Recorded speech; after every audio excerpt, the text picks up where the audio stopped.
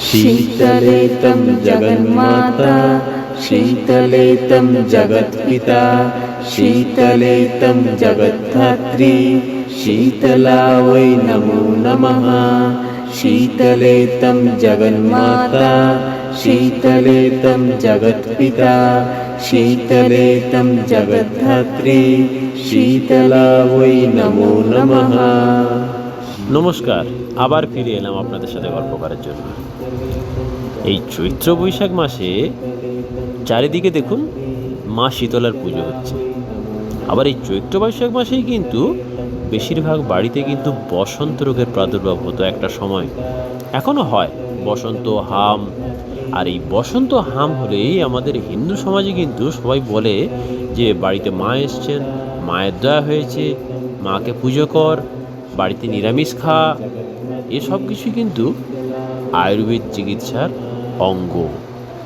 এটা যদি একটু ভেবে দেখেন আপনারা সহজেই বুঝতে পারবেন পুরোটাই আয়ুর্বেদের বাইরে আর কিচ্ছু না। পুজো মানে ওই ধূপধুনা জ্বালিয়ে ঘন্টি বাজানোটাই মেন নয়। পুজো মানে সম্পূর্ণভাবেই চিকিৎসা, তাকে সম্মান করা। এখানে এবারে দেখুন মা শীতলার মূর্তিটা একটু খেয়াল করুন। মা শীতলার যে হাত আছে, হাতে কি কি আছে? মা শীতলার হাতে আছে ঝাঁটা, কুলা, মাটির কলসি, এক হাতে আছে নিম পাতা। আর মা শীতলা বসে আছে গাধার উপরে। অনেক দেবতা অনেক কিছু বাহন আছে, কিন্তু মা শীতলার গাধা কেন? একটা ছোট্টখাটো প্রাণী যাকে আমরা খুব তাচ্ছিল্য করি। এইখানেই তো লুকিয়ে আছে আয়ুর্বেদের মহামূল্যবান সব তত্ত্ব। প্রথমেই আসি মা শীতলার কুলা বা ঝাঁটার দিকে। কুলা বা ঝাঁটা দিয়ে কি হয়? ঝাঁটা দিয়ে সবার আগে পরিবেশ পরিষ্কার করা হয়। মানে বলে দিচ্ছি, আপনার বাড়িতে যখন হাম বা পক্স হবে বা চৈত্র বসন্ত শেষ, তখন কিন্তু আপনার বাড়িতে সব পাতা পড়বে, চতুর্ধার পরিষ্কার করতে হবে ঝাঁটা দিয়ে। কুলা কিসের জন্য? কুলা দিয়ে হাওয়া দিতে হবে, সব কিছু হাওয়া দিয়ে পরিষ্কার করা যায়, বা কুলা দিয়ে অনেক কিছু ঝেড়ে ঝুড়ে পরিষ্কার করা যায়। এরপরে আসা যায় নিম পাতার কথায়। নিম পাতা কি? নিম পাতা হচ্ছে গিয়ে অ্যান্টি অক্সিডেন্ট, অ্যান্টি ইনফ্লেমেটরি। মানে আমার ভালো মনে আছে, আমি যখন ছোট ছিলাম আমার একবার হাম হয়েছিল। তখন আমাকে আমার মা দিয়েছিল, ওই গা চুলকোচ্ছে কী করব, মা বলেছে নখ দিয়ে চুলকোনো যাবে না, তো নিম পাতা দিয়েছিল বান্ডিল করে, নিম পাতা দিয়ে গা চুলকোচ্ছিলাম। তার মানে বোঝা যায় ওই সময় যদি নিম পাতা খাওয়া হয় তাহলে কিন্তু আপনার শরীর সুস্থ থাকবে। আয়ুর্বেদে কিন্তু বলাই আছে চৈত্র মাসে তিতা খেতে হয়। এরপর দেখুন হাতে আছে কলসি। মাটির কলসি কিসের প্রতীক? না, মাটির কলসি হচ্ছে ঠান্ডা জলের প্রতীক। এই যে গরম পড়লো, এই সময় কিন্তু মাটির কলসির ঠান্ডা জল খেতে হবে। ফ্রিজের জল নয়, কিন্তু ফ্রিজের জল হচ্ছে বিষ। তো মাটির কলসির ঠান্ডা জল কিন্তু আপনার শরীরের জন্য সব থেকে ভালো, এটাই কিন্তু বলে দিয়ে গেছে। এবং হাম বা বসন্ত হলেও এই সময় যখন আপনি মাটির কলসির জল খাবেন, সমস্ত মাটির গুণাগুণ আপনার শরীরের মধ্যে ঢুকবে, আপনার শরীর কিন্তু আস্তে আস্তে সুস্থ হয়ে যাবে। এরপরে দেখুন গাধার কোথায়।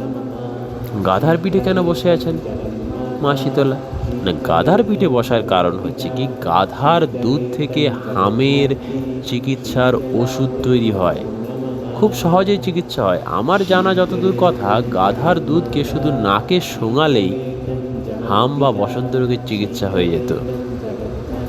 তাহলে ভাবুন দেখি আমাদের পূর্বপুরুষরা কত বেশি বুদ্ধিমান ছিলেন, এত সুন্দরভাবে বুঝিয়ে গেছেন মূর্তি করে বা ছবির মাধ্যমে। এরপরে আসা যাক মা শীতলার পুজোতে কি কি লাগে।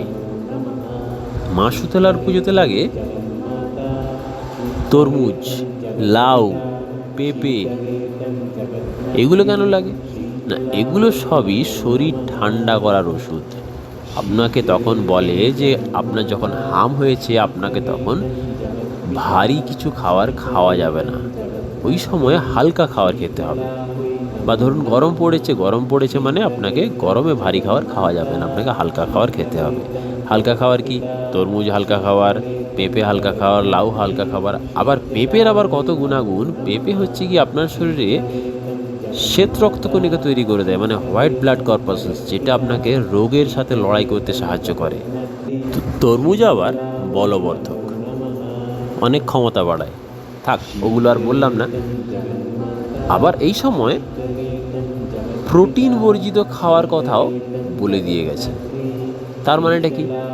অনেক জায়গায় এই শীতলা পুজোর সময় বাসি খাওয়ার প্রচলন আছে।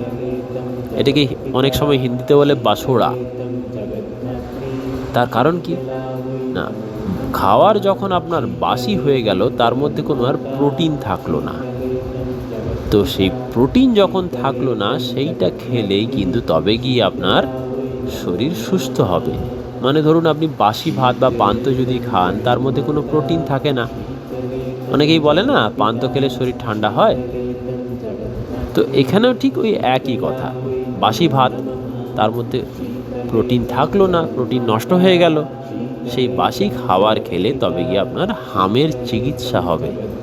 মানে এগুলো পুরোপুরি কিন্তু আয়ুর্বেদের চিকিৎসা, এর বাইরে কিন্তু আর কিছুই না। এইভাবেই কিন্তু আমাদের পূর্বপুরুষরা আমাদেরকে পুজোর নামে চিকিৎসা শিখিয়ে গেছে। আমার এই কথাগুলো যদি আপনার ভালো লেগে থাকে তাহলে একসাথে বলুন জয় মা শীতলা, জয় মা শীতলা। ধন্যবাদ।